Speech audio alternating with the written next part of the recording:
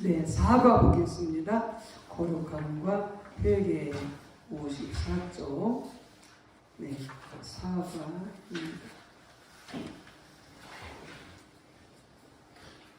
거룩함과 회개.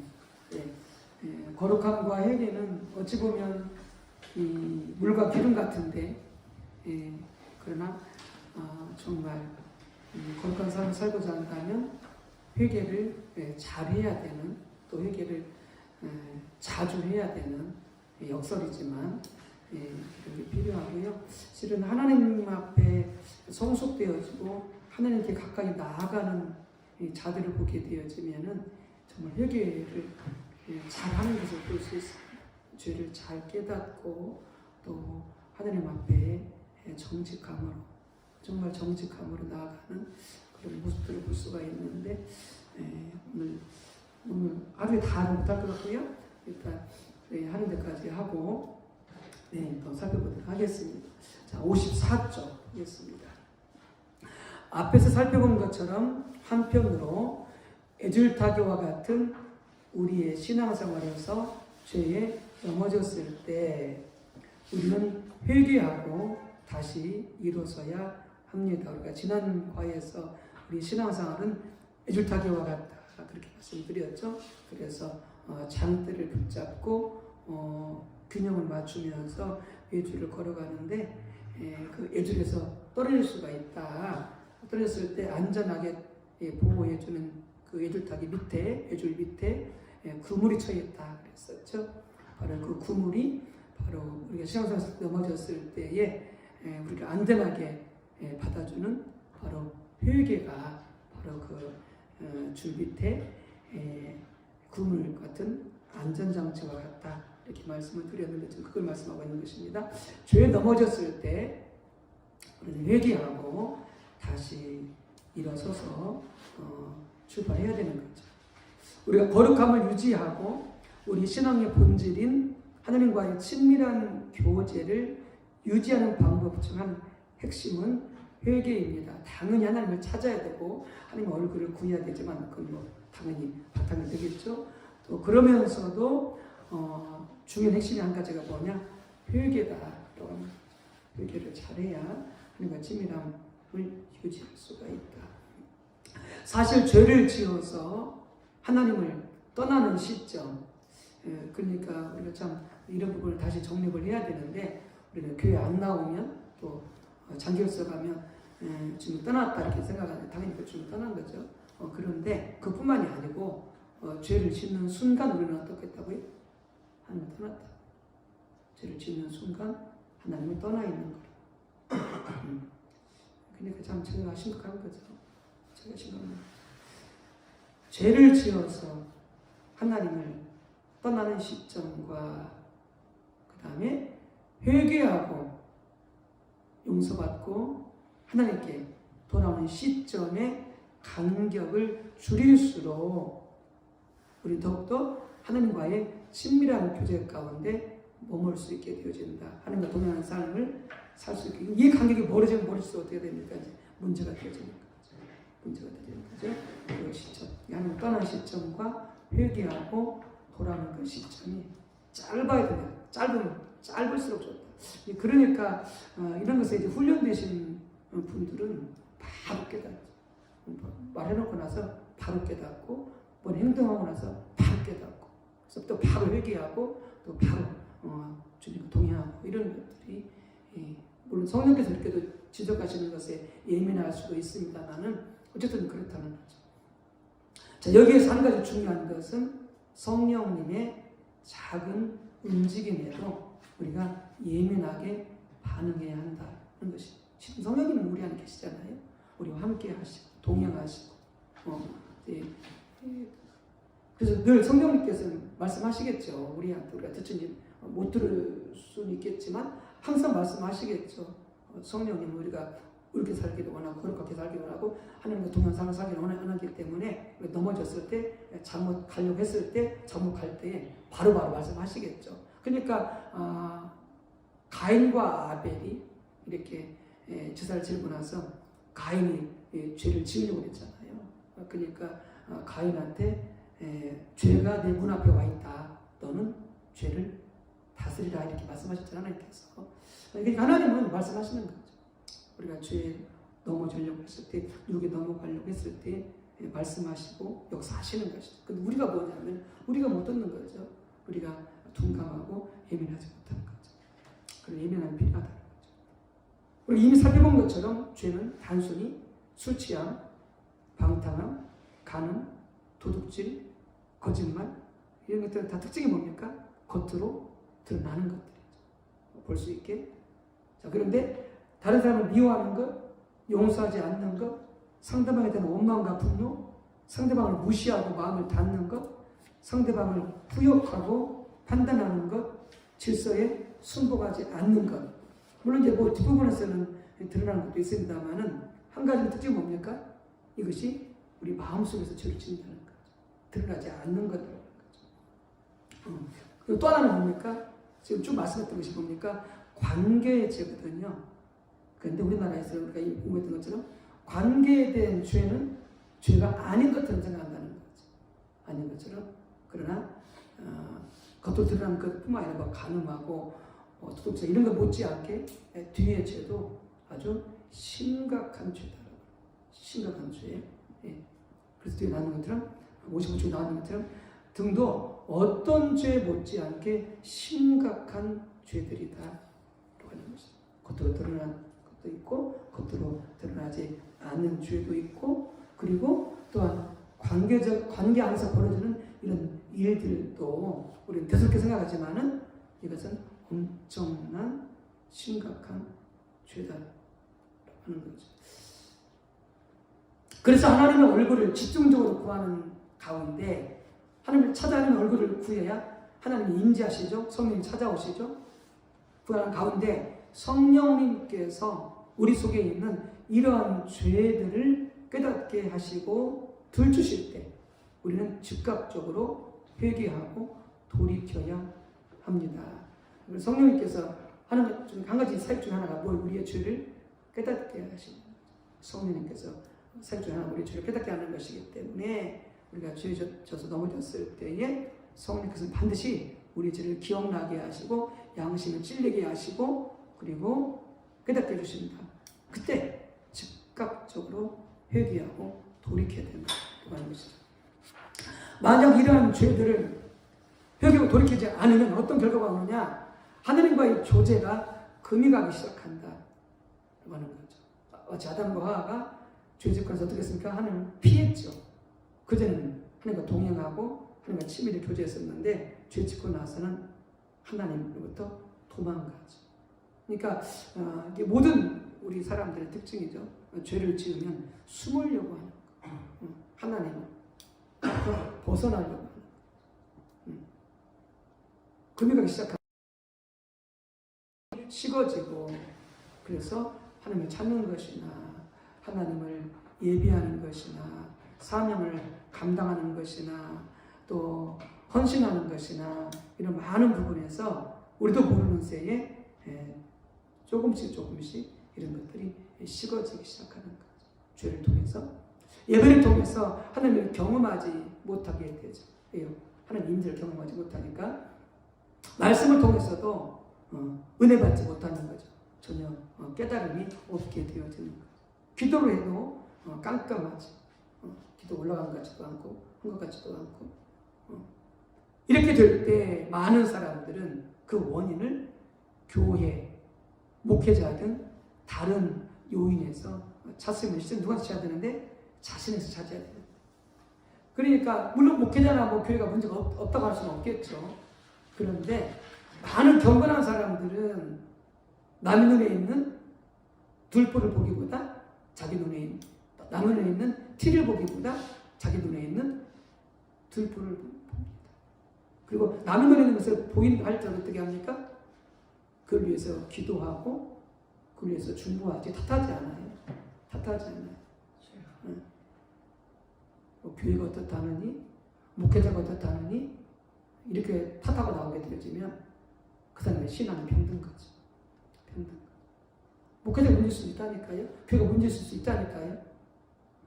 근데 정말 경건한 사람들은 탓하지 않아요. 조용히 기도하지. 중보하지 뒤에서. 이게 벌써 자신이 뭐예요? 병들어 있는 거예요.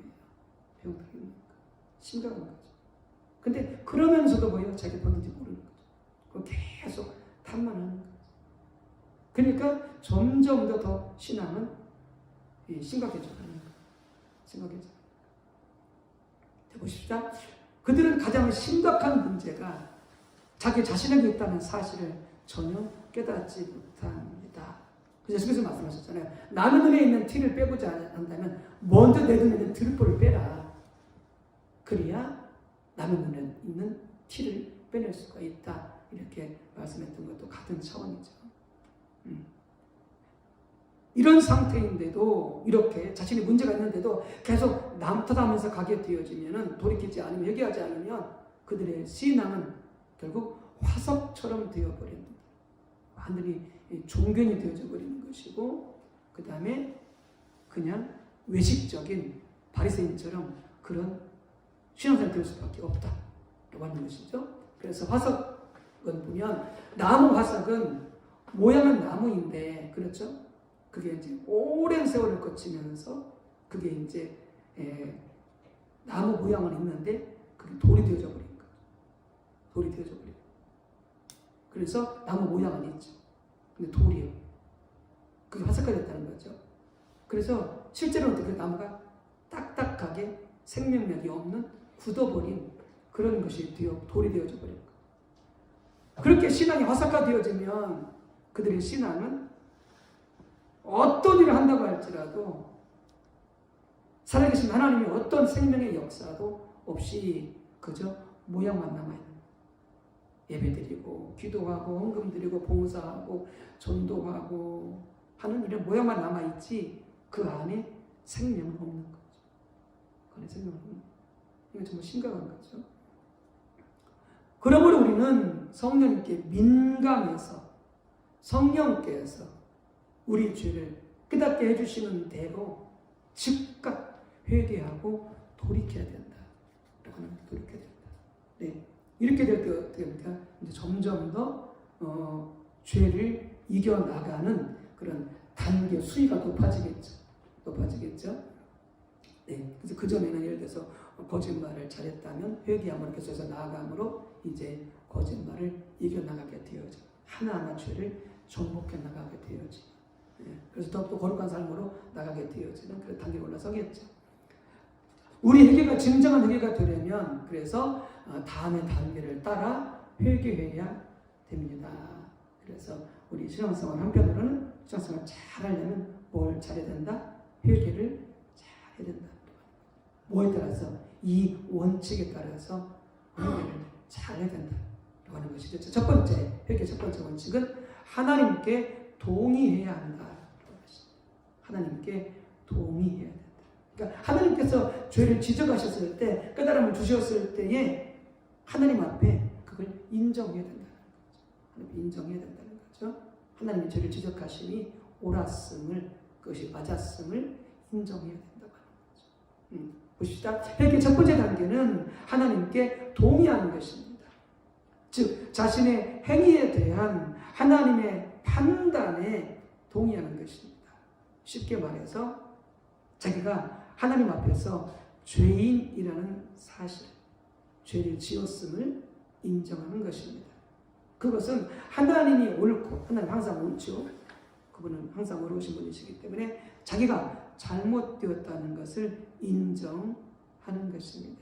이 동의가 없이는 참다운 회개는 시작도 되지 않았습니다. 그러니까 아담과 하와가 죄를 지었잖아요. 그 하나님 앞에 죄진 줄 알지요. 그러니까 하나님께서 아담아 너 왜 따먹었냐 합니까? 하나님이 나한테 붙여주신 저 여자 때문에 따먹었습니다. 그 저를 인정하지 않는 거죠. 동의하지 않는 거죠. 그럼 뭐 하는 거예요? 지금 핑계대요. 그건 회개가 아니죠. 이것도 그런 거 있잖아요. 애들 자녀들 갖다 막 혼나면은 핑계를 대잖아요. 누나 때문에 그래. 동생 때문에 그래. 그건 회개가 아닌 거죠. 죄를 지었으면 자기가 죄인임을 하나님 앞에 인정해야 된다. 그때 이 참단 회개가 시작이 되어지는 것이다. 이 동의가 없이는 참단 회개는 시작도 되지 않은 것이다. 라고 하는 것이죠. 우리 모습을 한번 가만히 봐야 돼요. 우리 자신들도 정말 이렇게 정직하게 저를 깨달아서 이렇게 동의하고 있는지, 대충 두루뭉실하게 회개하고 있지는 않는지 한번 돌아봐야 될 것 같아요. 하나님께 돌이키는 회개에 대해 구약에서 가장 잘 설명해 주는 구절이 바로 역대하 7장 14절입니다. 한번 그 구절을 지금 안 나와 있는데 한번 찾아서 보십시오. 자주 봤던 성경인데 구절인데 역대하 7장 14절. 뭐 개인이든 공동체든 죄에 대한 회개의 정성을 보여주는 그런 구절을 할 수가 있겠습니다. 역대하 7장 14절. 제 성경은 665쪽입니다.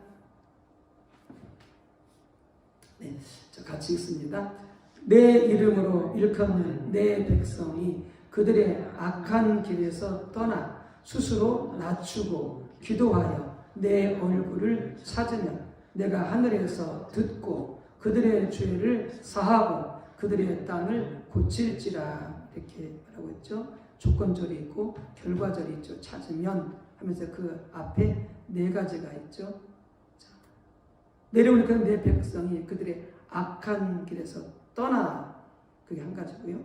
그 다음에 스스로 낮추고, 이게 두 번째. 그 다음에 세 번째, 기도하여, 이게 세 번째고요. 네 번째, 내 얼굴을 찾으면, 이렇게 되어 있잖아요. 여기서 설명하는 것이 뭐냐면은, 여기서 지금 첫 번째가 뭘로 나오냐면은 내 백성이 그들의 악한 길에서 떠나, 이게 첫 번째로 나오죠. 두 번째, 스스로 낮추고, 이게 두 번째로 나오는데 성경 원어나 영어 성경 보기에 비해 우리는 다른 번역 성경도 그렇습니다만은 이게 스스로 낮추고, 이게 맨 앞에 나와요. 스스로 낮추고, 이게 맨 앞에 나와요. 그 다음에 이제 순서가 나오는데 지금 그걸 말씀하고 있는 거예요. 그래서 가장 먼저 다시 그 구절로 돌아가셨어요. 그래서 7장 14절이 바로 회개에 대해서 구약에서 가장 잘 설명해 주는 구절인데, 그 구절에서 가장 먼저 언급된 부분이, 회개에 대해서 가장 언급된 부분이 뭐냐? 거기서 보면은 스스로 낮추고, 기억성이 이렇게 되잖아요. 스스로 낮추고, 그것이 바로 스스로 겸비하는 것이다. 스스로 겸비하는 것. 하나님 앞에 겸손케 하는 것.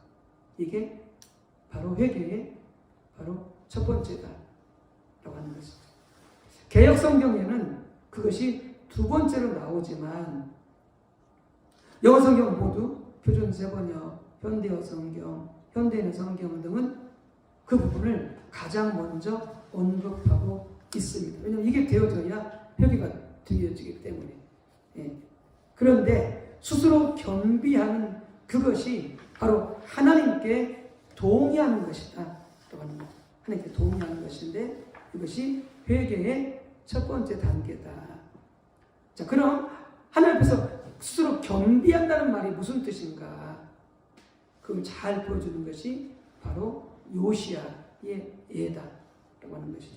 요시야의 솔로몬 이후 남유다가 멸망하기까지, 솔로몬 이후부터 남유다가 멸망하기까지 하나님께로 돌이켜서 그 시대를 구원하는 왕이 몇 명 나오는데, 뭐 요시야 말고도 뭐 히스기야도 있고요, 뭐 아사도 있고요, 이렇게 여러 명이 나오는데, 그들은 하나님께서 역대하 7장 10절에서 말씀하신 대로 회개함으로써 그 시대에 하나님의 회복과 부흥의 역사를 가져왔다라고 하는 거죠.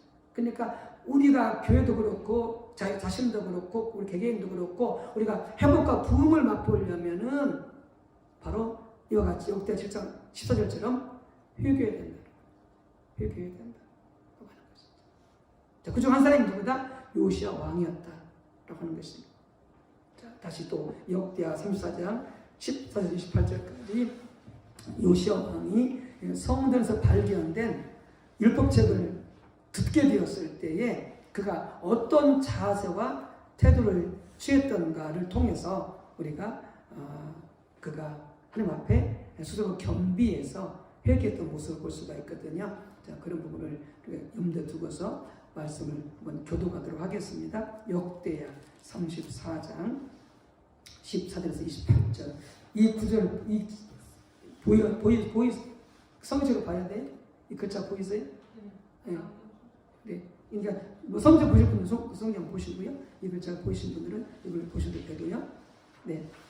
자, 교도하도록 하겠습니다. 자, 정신 좀 타셨어요? 네. 네. 자, 교독합니다. 한 절씩. 자, 무리가 여호와의 전에 헌금한 돈을 꺼낼 때에 제사장 hil기야가 모세가 전한 여호와의 율법책을 발견하고 hil기야가 서기관 사반에게 말하여 이르되 내가 여호와의 전에서 율법책을 발견하였노라 하고 hil기야가 그 책을 사반에게 주매 사반이 책을 가지고 왕에게 나아가서 복명하여 이르되 왕께서 종들에게 명령하신 것을 종들이 다 준행하였나이다. 여호와의 전에서 발견한 돈을 쏟아서 방백자들과 일꾼들에게 주었나이다. 서기관 사반이 또 왕에게 아뢰어 이르되 제사장 hil기야가 내게 책을 주더이다. 이 책이라고 하면서 성경에서 발견한 율법책 책을 주더이다 하고 사반이 왕 앞에서 그것을 읽음에 왕이 율법의 말씀을 듣자 곧 자기 옷을 주더라.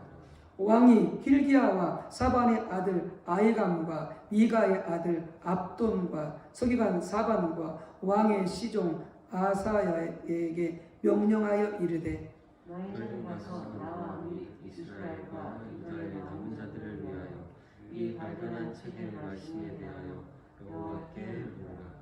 우리 조상들이 여호와의 말씀을 지키지 아니하고 이 책에 기록된 모든 것을 준행하지 아니하였으므로 여호와께서 우리에게 쏟으신 진노가 크도다 하니라.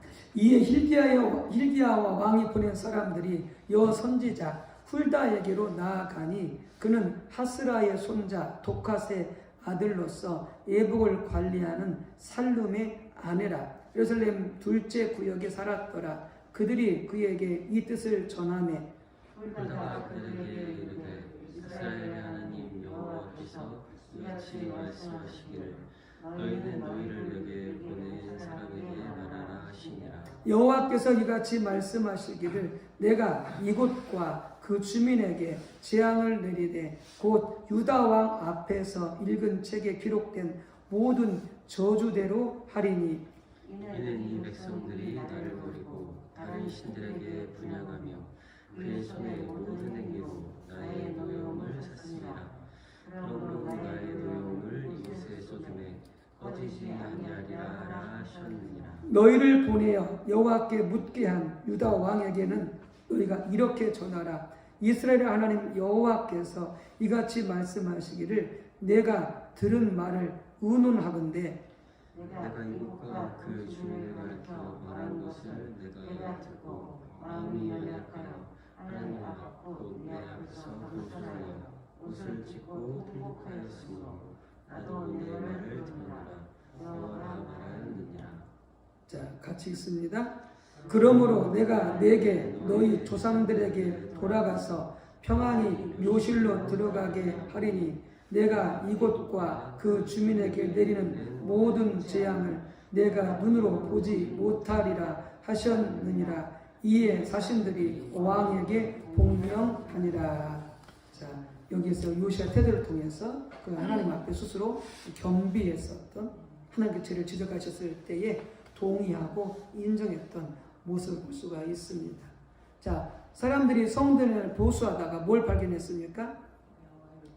예, 그 10절에 있는 것처럼 모세가 전한 여호와의 율법책을 발견하고, 지금이야 성경책이 흔했지만 이 당시는 성경이 흔하지 않았거든요. 뭐 인쇄도 그렇고 또 그 시대 특성상 이렇게 모두가 다 성경책 가질 수 있는 때가 아니었기 때문에, 그런데 그런 귀중한 율법책이 성전에서 발견되었던 것이죠. 네. 자, 요시야는 그 율법의 말씀을 들었을 때에 어떤 반응을 보였습니까? 이 말씀을 보기 전에 먼저 우리는 뭘 봐야 되냐면은 이걸 먼저 보고 가십시다. 57쪽에 보십시오. 요시아에 대해서 간단히 설명하고 요시아가 어떤 왕인지 이게 중요합니다. 실은. 그러니까 이게 됐기 때문에 실은 우리가 읽었던 이 부분이 되어진 거예요. 자, 거기 보면 뭐라고 됐느냐? 자, 57쪽 맨 위쪽에서 세 줄을 보게 되어지면은 자, 요시아는 8세 때 왕이 되었습니다. 아주 어렸을 때 왕이 된 거죠. 그는 그의 주기 8년째부터 그러니까 16살이죠. 즉 그의 나이 16살 때부터 뭐 했다고요? 하나님을 찾기 시작했다.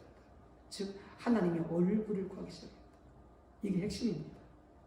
이게 되니까 율법주의 말씀을 들었을 때에 자신과 조상들이 하나님 앞에 얼마나 죄를 그게 지었는지 그게 깨달아진 거죠. 그리고 그 말씀을 들어서 어떻게 했습니까? 옷을 찢은 거죠.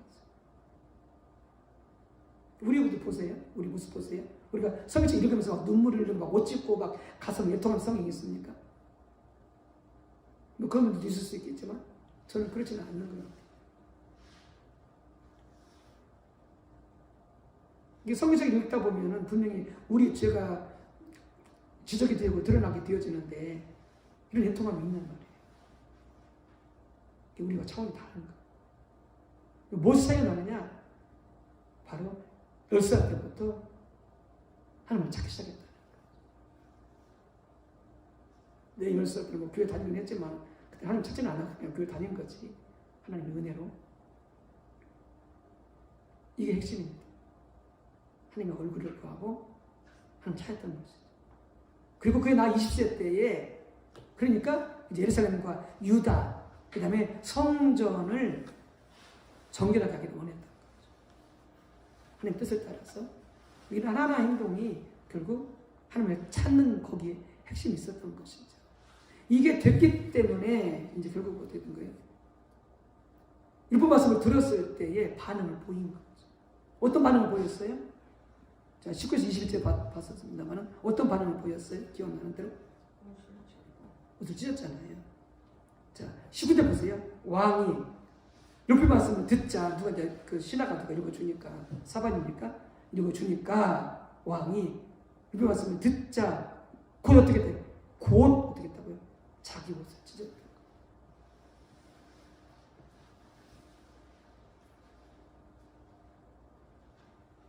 그 시대에 자기와 백성들이 자기 조상들 앞에 얼마나 큰 죄를 지었는지 하나님을 떠나고 오늘날 악행을 저지르고 우상 숭배던 죄를 저지르고 지금 저지르고 있는지 그게 깨달아지면서 자기 옷을 찢은 거예요. 그리고 어떻게 했어요? 신하들을 여선제자 훌다에게 보낸 거죠. 성경이 이렇게 지금 우리 조상들이 하나님을 떠나서 이렇게 많은 죄를 지었는데 하나님 어떻게 생각하시는지 하나님은 무엇인지 더 정확히 알기 위해서 여선자 훌다에게 보낸 것이죠. 지금 속이 타고 긴급한 거죠. 이게 뭐냐? 이게 바로 뭐냐? 스스로 경비하는 자세죠. 하나님의 죄를 지었을 때 동의하여 하나님 앞에 서는 자세죠. 우리 이 자세가 필요한 거죠. 정말 우리. 신앙생활 잘하냐면은 세 번째, 하나님은 여선자 훌다를 통해서 유다를 어떻게 하실 것이라고 말씀하셨습니다. 그래서 유다를 어떻게 하실 거라고 말씀하셨습니까? 24절 25절 봤었는데 어떻게 하시겠다는 느꼈어요? 네. 지향을 내리고 심판하시겠다는 거죠. 그들이 하나님을 버렸기 때문에 그들에게 모든 지향 성기 기록된 대로 어떻게 한다고? 그들을 심판하시겠다. 심판하시겠다. 24절 25절 거기 보여주면 여호와께서 이같이 말씀하시기를 그 여선자 훌다가 전해주는 것 하나님의 말씀을 내가 이곳과 그 주민에게 재앙을 내리되 곧 유다 왕 앞에서 읽은 책 기록된 모든 저주대로 하리니 이는 이 백성들이 나를 버리고 다른 신들에게로 분향하며 그의 손에 모든 행위로 나의 노염을 샀음이라. 그러므로 나의 노염을 이곳에 쏟음에 꺼지지 아니하리라. 하나님 지금 엄청나게 지금 분노하고 계시고 그리고 심판하실 거라고 말씀하고 있는 거죠. 자, 그런데도 그 시대 대부분의 백성들은 지금 자신들이 이런 처지 가운데 있는 것을 모르는 거죠. 모르고 있는 거죠. 왜요? 하나님을 찾지 않기 때문에. 하나님을 찾지 않기 때문에. 그들은 이방인이 아니잖아요. 그들은 하나님 백성이잖아요. 안식일 되면 성전에 와서 예물 드리고 예배 드리고 그렇게 하면서도 그런 엄청난 죄를 저지르는 거예요. 자, 반면에 하나님은 요시아에게는 어떻게 하시겠다고 말씀하셨습니까? 28절에 보면 요시아는 어떻게 하시겠다고 했어요? 네, 평안을 주실 것이고 요시아가 살 동안만큼은 그 모든 재앙을 내리지 않겠다. 하나님께서 왜 그렇게 하시겠다는 거예요? 이 실제로 보니까 그가 회개했습니다. 즉 하나님이 저를 지적했을 때에 겸손하게 동의하여 회개했기 때문에 거기 나오는 말씀을 보게 되면 이렇게 되어 있잖아요. 자, 27절 내가 이곳과 그 주민을 가리켜 말하는 것을 내가 듣고 내가라고 하면서 요시야 왕이 마음이 연약하여 하나님 앞 곧 내 앞에서 겸손하여 옷을 찢고 통곡하였으므로 뭐예요? 그 성경에서 그들이 지은 죄를 하나님이 지적하셨을 때에 자신들과 자신들의 백성과 조상들이 지은 죄를 깨닫고 그리고 인정하고 되면 어떻게 하는 거예요? 그 다음에 옷을 찢으면서 통곡하는 거죠. 회개하는 거죠.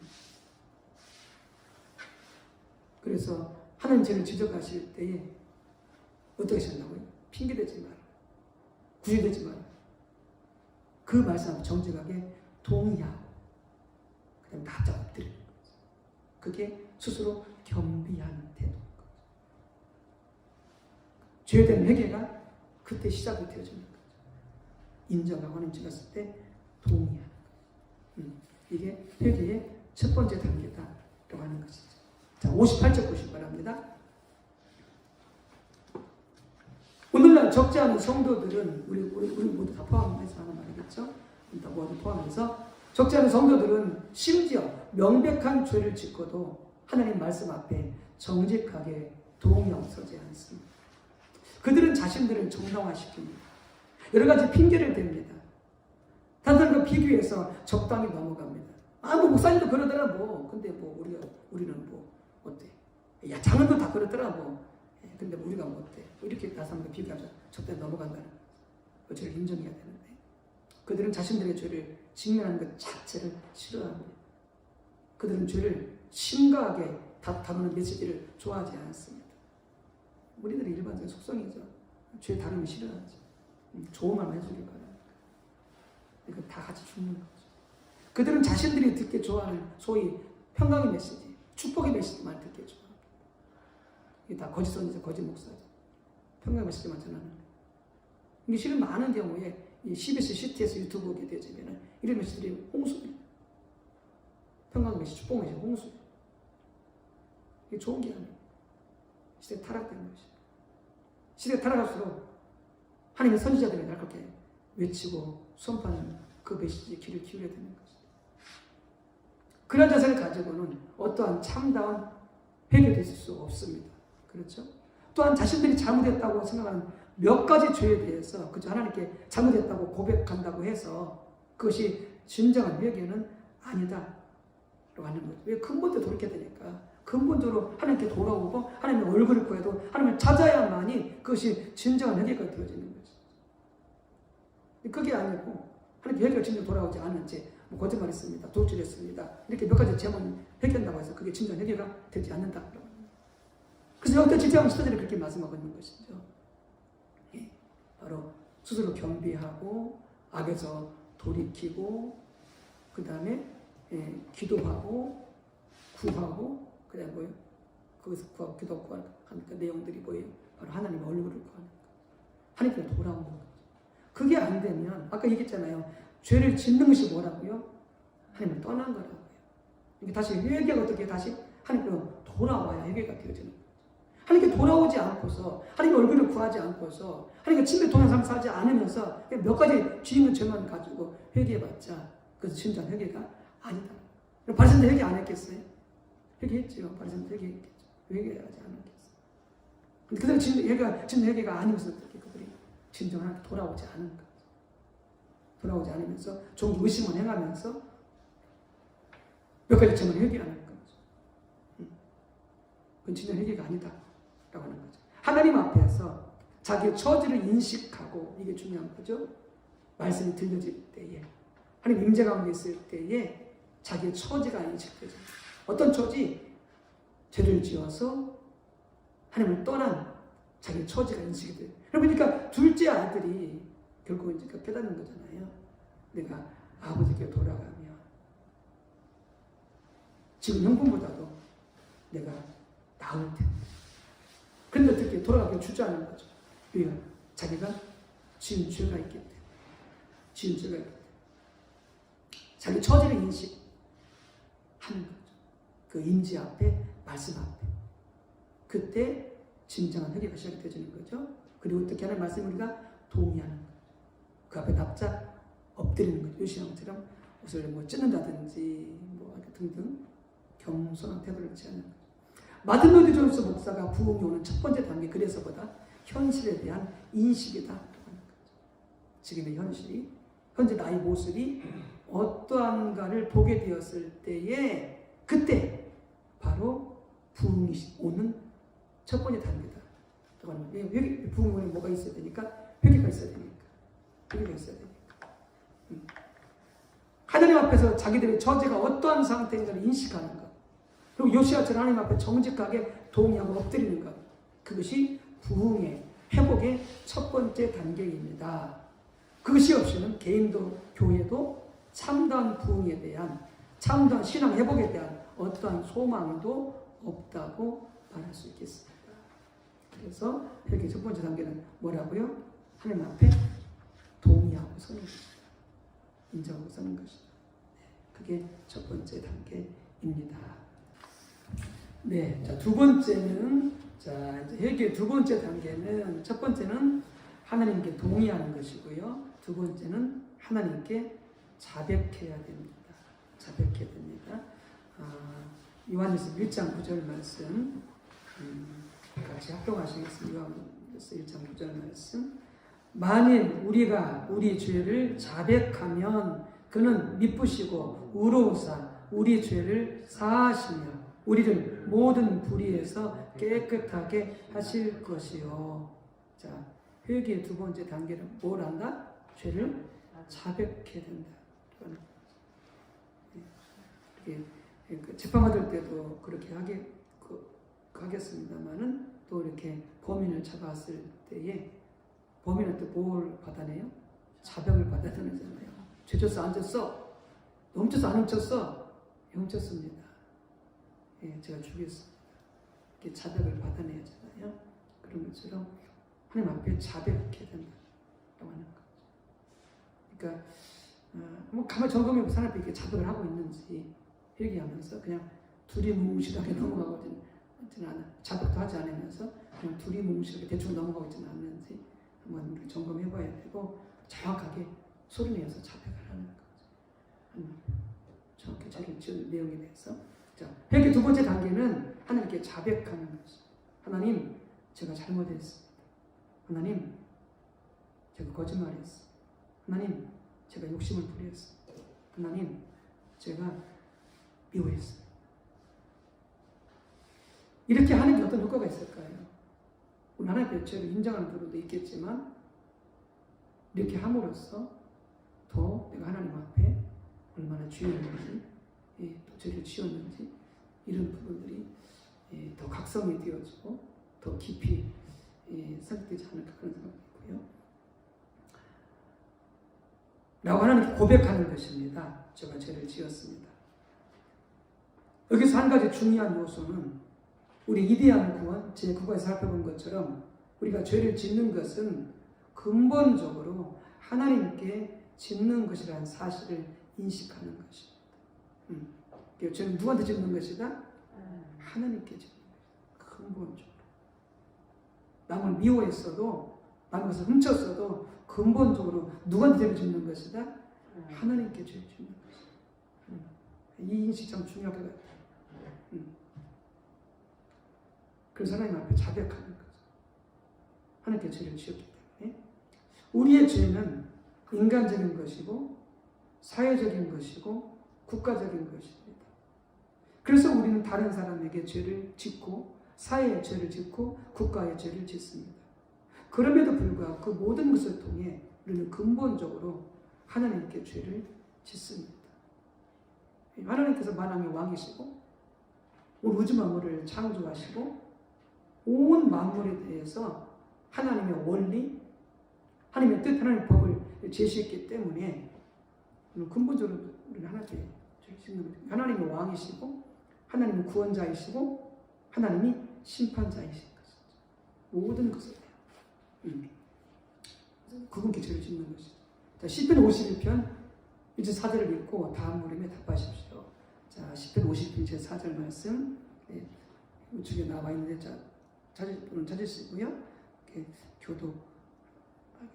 시편 51편 1절에서 4절 말씀. 네. 하나님이여 주의 인자를 따라 내게 은혜를 베푸시며 주의 많은 긍휼을 따라 내 죄악을 지워 주소서. 나의 죄악을 말갛게 씻으시며 나의 죄를 깨끗이 제하 주소서.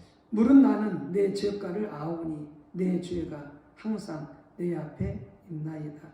내가 주께만 범죄하여 주의 목전에 악을 행하였으니 주께서 말씀하실 때 의로우시다 하고 주께서 심판하실 때 순전하시다 하리이다. 자, 이 지금 다윗의 시편이잖아요. 이 다윗이 이 시편을 언제 썼어요?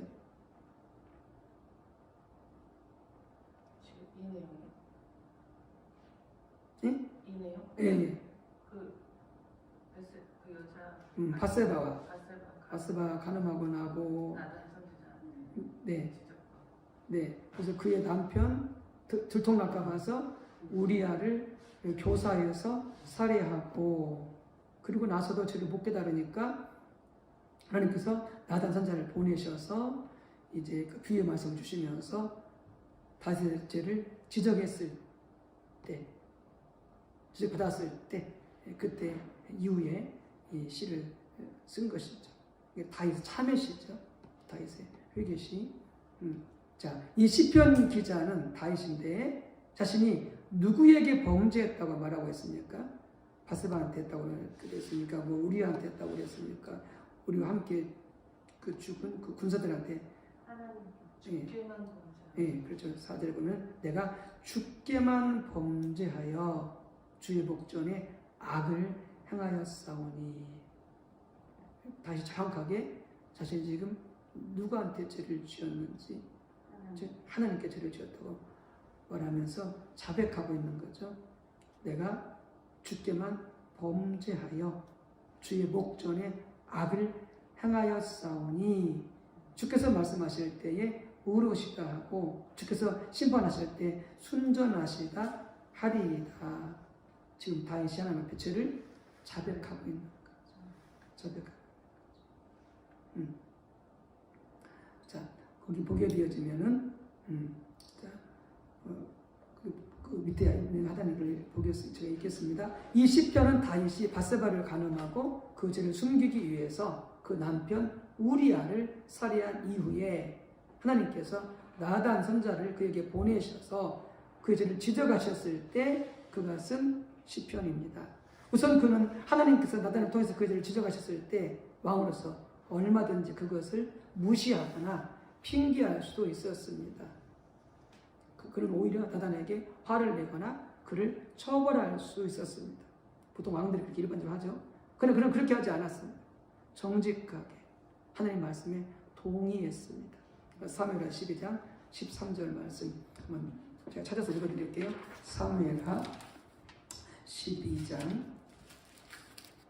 13절 말씀 이렇게 말합니다. 다윗이 나단에게 이르되 내가 여호와께 죄를 범하였노라 하매 다윗이 동의한 거죠. 하나님 지적하셨을 때. 그리고 그는 이 시편을 봐도 알 수 있듯이 하나님께 그의 죄를 자백했습니다. 거기서도 자백했었죠. 사무엘하 12장 13절에서도 나는 내가 여호와께 죄를 범하였노라. 그런데 여기서 우리가 볼 수 있는 한 가지 중요한 사실은 다윗이 자기는 오직 하나님께만 범죄하고 하나님 앞에 악을 행했다고 고백했다는 사실입니다. 당연히 그는 사람들에게 죄를 지었습니다. 우리아한테 죄를 짓고 우리아의 가족들 또 우리아를 죽이면서 같이 죽었던 그 전사한 군인들 그 가족들 하면서 다윗은 죄를 지은 거죠. 실은 다윗의 죄는 그들에 대한 너무나 심각한 죄였습니다. 그렇다면 다윗이 자기는 오직 하나님께만 범죄했다고 말한 것은 무슨 뜻입니까? 당연히 이 말은 다윗이 그 피해를 당한 사람들은 안중에도 없다는 말이 전혀 아닙니다. 이렇게 생각한다면 잘못된 그렇게 생각하는 사람도 있을 수 있겠지만 이건 잘못된 이해라는 거죠. 이 말은 다윗이 그의 죄가 근본적으로 하나님께 대한 것임을 인식했다는 말입니다. 우리 죄를 회개할 때 우리가 근본적으로 하나님께 죄를 지었다는 사실을 인식하고 하나님께 회개하고 자백해야 합니다. 하나님 죄 안 졌어. 다른 사람들한테 거짓말했을 뿐이야. 다른 사람들한테 내가 좀 마음 보였을 뿐이야. 이렇게 되면 회개가 안 되는 거죠. 그래 미안해. 그렇게 해야지 사과가 안 되는 거죠. 근본적으로 하나님께 죄를 지은 것이니까 하나님 앞에 회개하고 그 다음에 이제 그 이후에 사람들과 관계에서 또 회개가 풀고 또 사과하고 해야 되는 거죠. 그냥 근본적으로 죄는 하나님께 죄입니다. 하나님께 죄. 하나님께서 만왕의 왕이시고 온 우주 만물의 통치자이시고 온 우주 만물의 법을 제정하시는 분이 하나님이기 때문에 그것이 하나님과의 관계든 뭐 인간과의 관계든 그것이 또한 뭐 짐승과의 관계든 피조물과의 관계든 간에 하나님이 다 법을 제정하셨잖아요. 어떻게 살 것을. 그분이 곧 제정자이고 법의 제정자이고 심판자가 하나님이신 것이죠. 자, 60조. 자, 자백하지 않게 되면 어떻게 되는가? 자백하지 않게 우리 죄를 지었습니다. 제가 죄인들에게 자백하지 않게 서로에서 자백하지 않으면 고백하지 않으면 어떤 결과를 가져오게 되는가? 하나님은 우리가 자백하지 않아도 우리가 행한 모든 죄를 다 아십니다. 우리가 우리의 죄를 숨기고 우리 죄를 자백하지 않으면 우리를 용서하지 않으십니다. 그 결과는 심각합니다. 자, 자백하지 않았을 때 어떤 결과가 나타나는지 시편 32편 3절에서 5절 말씀. 네, 또 다윗이 쓴 시인데요. 거기 같이 먼저 교도하도록 하겠습니다. 시편 32편 3절에서 5절 말씀 마지막 절 합독하시겠습니다. 내가 입을 열지 아니할 때에 즉 자백하지 않았다는 거죠. 종일 신음함으로 내 뼈가 쇠하였나이다. 주의 죄로 나를 누르시오니 내 죄에 빠져서 여름 가뭄에 마름같이 되었나이다. 내가 이르기를 내 허물을 여호와께 자복하리라고 하고 주께 내 죄를 아뢰고 내 죄악을 숨기지 아니하였더니 곧 주께서 내 죄악을 사하셨나이다. 그게 자복한다고 하는 것, 즉 자백한다고 하는, 고백한다고 하는 것이 얼마나 중요한지 하나님. 자, 여기 보십시다. 시편 30편 35절 읽고 다윗이 그의 죄를 하나님 앞에서 자백하지 않았을 때에 그가 어떤 걸 느꼈습니까? 어떤 일이 벌어졌어요? 뼈가 근육이 빠지고 여름 가뭄같이 변합니다. 네, 종일 신음하면서 뼈가 쇠하였고 그리고 진흙이 빠져서 여름 가뭄에 마름같이 되었다. 심각한 상태가 되죠. 뭐하지 않을 때? 자백하지 않을 때, 고백하지 않을 때. 그래서 다시 어떻게 이제 너무 힘드니까 이제 견디지 못하고 이제 자복하게 되어지는 것이죠. 다윗이 그의 죄를 하나님께 자백하였을 때, 여기는 자복하였다고 되어 있는데 자복하였을 때 하나님 어떻게 하셨습니까? 그 밑에 있는 것처럼 곧 주께서 내 죄악을 사하셨나이다. 용서하셨나이다. 그러니까 자백한다고 하는 것, 고백한다고 하는 것, 자복한다고 하는 것이 회개에서 얼마나 중요한 요소인지.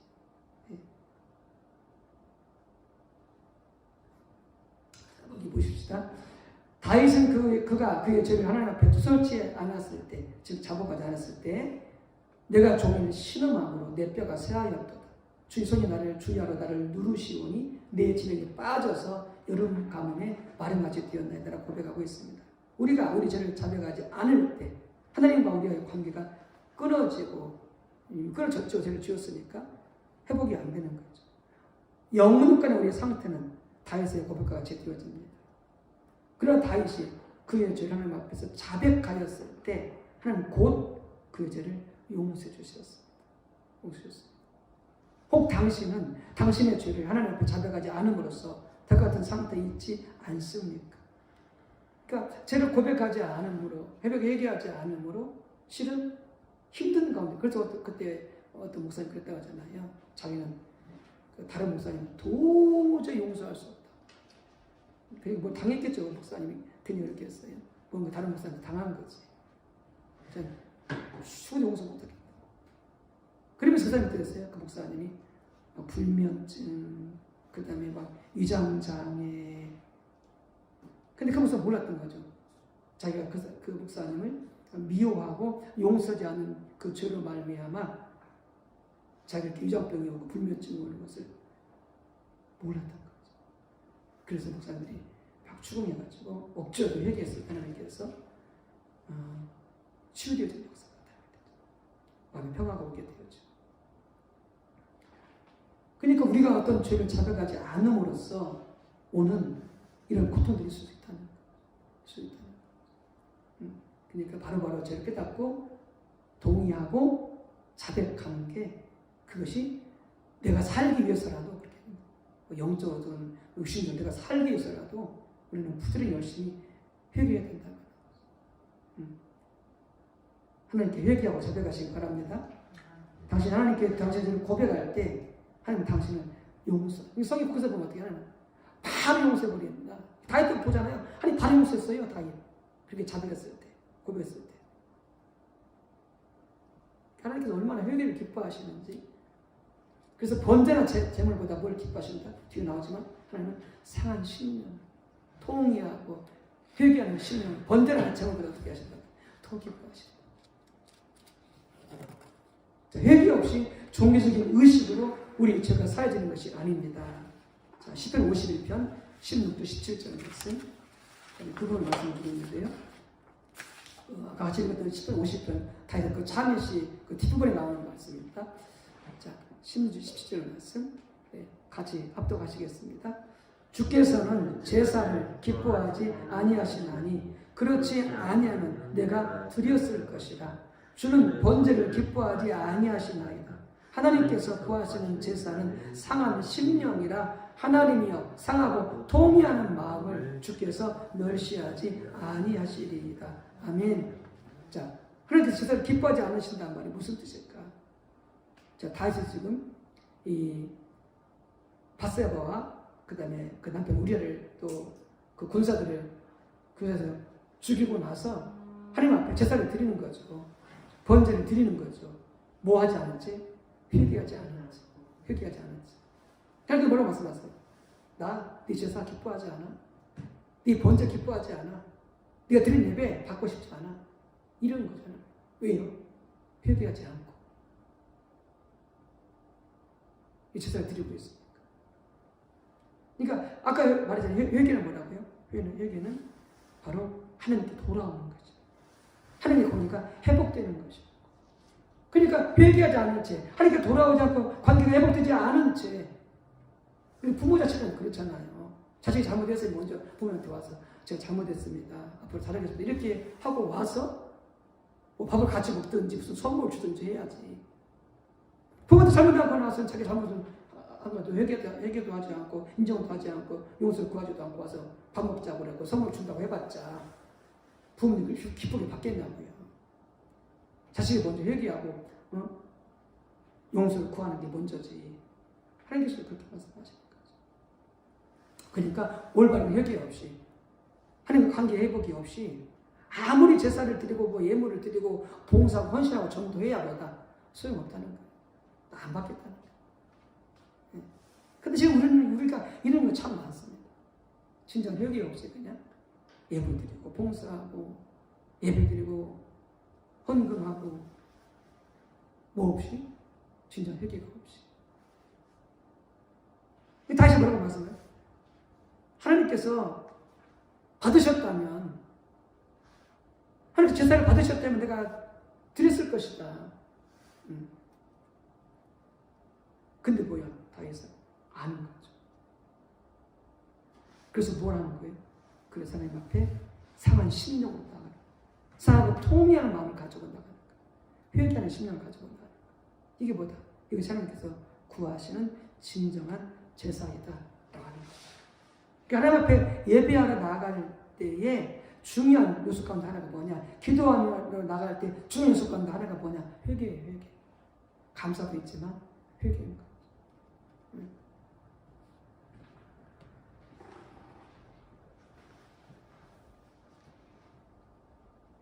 자, 그 두 번째 단락 보시기 바랍니다.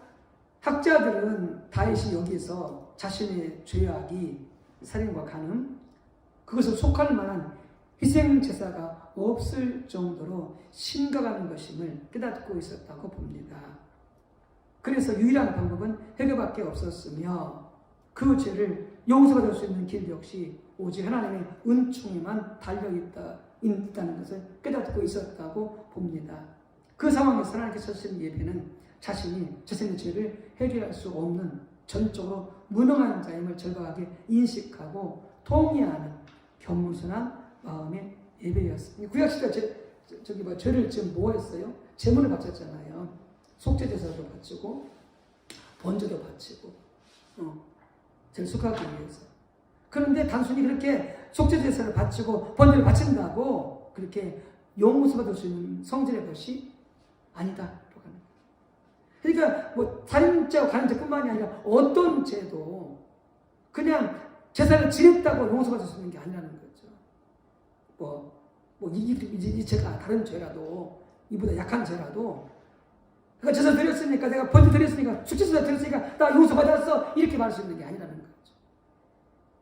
그것은 하나의 어떤 내가 하나님 앞에 회개하고 용서받기 위한 수단이지 근본적으로 어떤 자세를 드려야 된다? 상하고 통회하는 마음으로 숙제제사를 드려야 되고 번제를 드려야 된다는 거죠. 이게 없으면 어떡해요? 아무리 번제 드리고 숙제제사 드려야 그 회개가 된 것이겠어요? 회개가 된 게 아니지. 근본적으로 이 자세가 있어야 되는 거죠.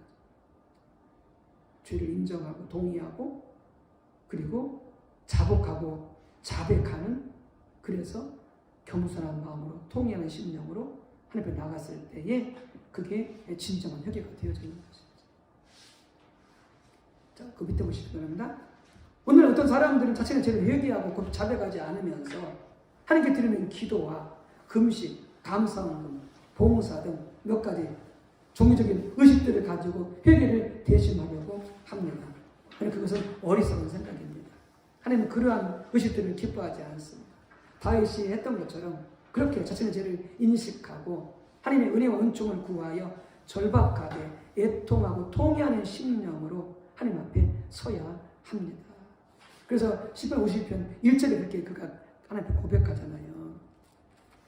매주 회개기도 할 때마다 고백하는 입고 하는 그 회개기도 하는 게 이렇게 얘기하잖아요. 하나님이여 주의 인자를 따라 내게 은혜를 베푸시며 주의 사랑을 따라 내게 은혜를 베푸시며 주의 많은 긍휼을 따라 내 죄악을 지워 주소서. 내가 회개했다고 내가 용서할 수 있는 게 아니라는 거예요. 용서받을 느끼는 뭐라고 이거지? 주님의 사랑, 주님의 긍휼만이 그게 가능하다. 그래서 주의 사랑과 주의 긍휼을 구해서 자기 죄를 용서해달라고 하나 보다.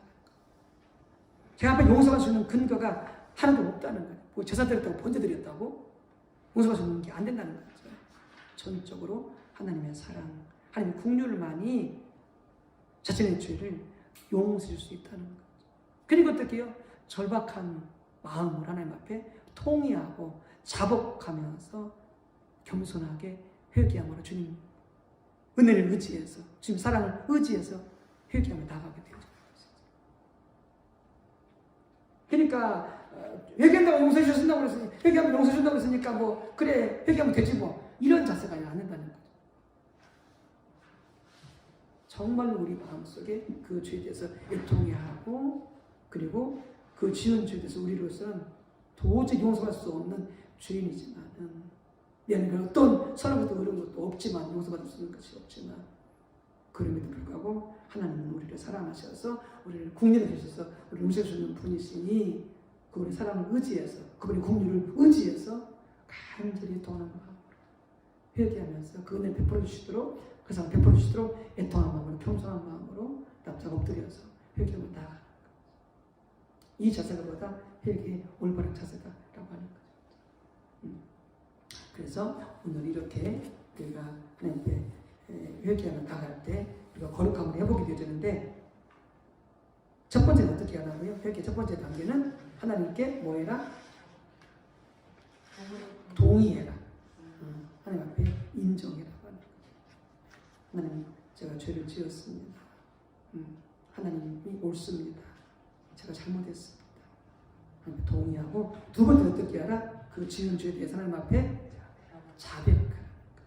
고백하는 거죠. 소리 내어서 할 수 있으면 네. 그래서 이렇게 오늘은 회개의 중요한 두 가지 단계에 대해서 배웠고요. 자, 다음 주에 나머지 이렇게 하도록 하겠습니다.